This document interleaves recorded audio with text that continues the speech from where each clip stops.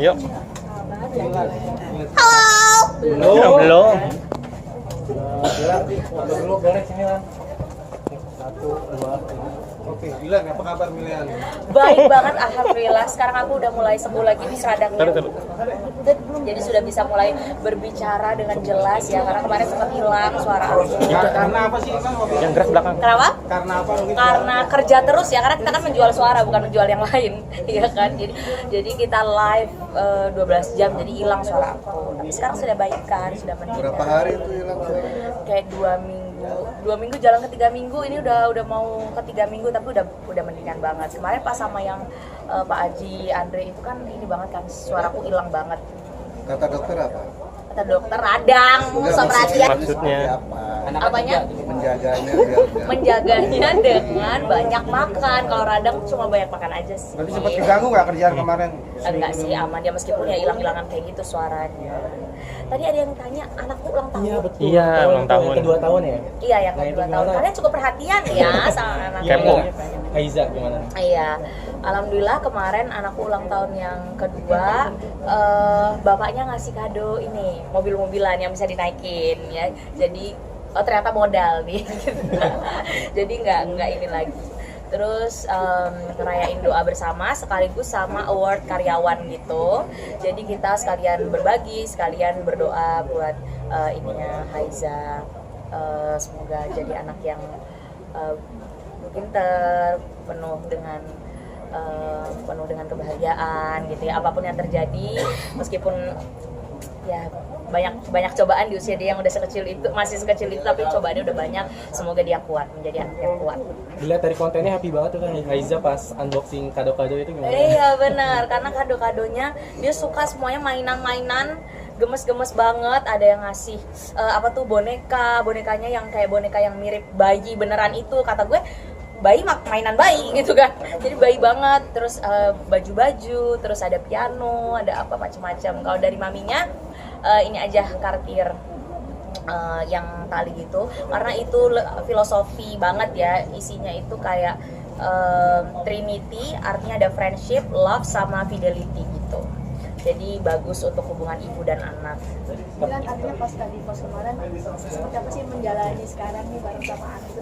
Pasca divorce, sesulit apa menjalani kehidupan bersama dengan anakku? Tidak ada yang sulit, karena ya menurut aku ngapain juga kita bersatu dengan orang yang ya kayak gitu kan. Jadi daripada makan hati, malah menurut aku lebih enteng ya. Semoga kita semua di tahun 2026 ini menjalani semuanya lebih legowo, lebih happy, lebih enteng, babak baru, semuanya start dari nol. Apapun yang terjadi ya sudah, kemarin kita maafkan. Sekarang tinggal kita menjalani hidup baru yang masih akan Pak. Tapi komunikasi dengan mantan sendiri untuk anak seperti apakah untuk nafkah segala macam masih tersalurkan dengan baik atau sudah? Nafkah dia bayar loh 4 juta. Gue ngomong selalu apa adanya ya. Kalau bayar, kalau ngasih sih ya, yang itu nafkah itu. Dan tapi sekolahnya Haiza aja setahunnya udah puluhan juta, 60 sekian juta, yang sebulan SPP-nya aja 10 jutaan kan. Cuma it's okay, itu udah keputusan dari pengadilan. Yang jelas dia sudah menjalankan kewajiban dia. Berdoa aja semoga, aku juga nggak pernah kekurangan sehingga Haiza tidak perlu menjadi korban apapun, terutama masalah finansial. Tapi masih suka nanyain kabar. Haiza enggak tuh, kayak nggak ada keterikatan yang gimana gitu. Jadi kayak kemarin juga aku sempat video call sama dia, si mantan suami, untuk nunjukin bahwa Haiza main mobil-mobilannya yang dikasih sama dia itu kayak ya Haiza ya biasa aja, nggak ada kayak rindu gimana gitu. kalau Jadi nantinya nanyain bapaknya, mungkin penjelasannya seperti apa? penjelasannya adalah bapak dan ibu tidak bersama, sudah berpisah, tapi bukan berarti kita hilang sebagai sosok orang tua buat dia. Dan jelas semua keputusan pasti ada konsekuensinya cuma berpisah aja, tapi bukan berarti tidak hadir dalam perjalanan dia grow up. Ngasih waktu juga nggak sih buat alasan? Ngasih, kalau dia minta aku pasti kasih. Yang penting kan sudah diatur semuanya, tata cara pertemuannya itu. Jadi aku tidak pernah menghalangi dia mau ketemu sama Haiza atau gimana. Cuma kayaknya sekarang dia tinggalnya nggak di Jakarta gitu. Sementara aku sama Haiza domisilinya di Jakarta. Bilang semenjak cerai banyak banget yang bilang kamu glow up ya, makin gitu. Kamu Banyak sendiri rezeki gimana juga ketika ya? menanggapi hal tersebut? Bagus dong menanggapinya ya berarti bagus. Memang bukankah semua orang harus selalu tambah glow up siapapun itu dan karena alasan apapun itu ya kan. Jadi yang penting kita memang harus selalu bertumbuh. Berarti mulai buka As a single mom ya, pekerjaan, hampir semua pekerjaan atau picky dalam pekerjaan sih sekarang? Kerjaannya apa dulu?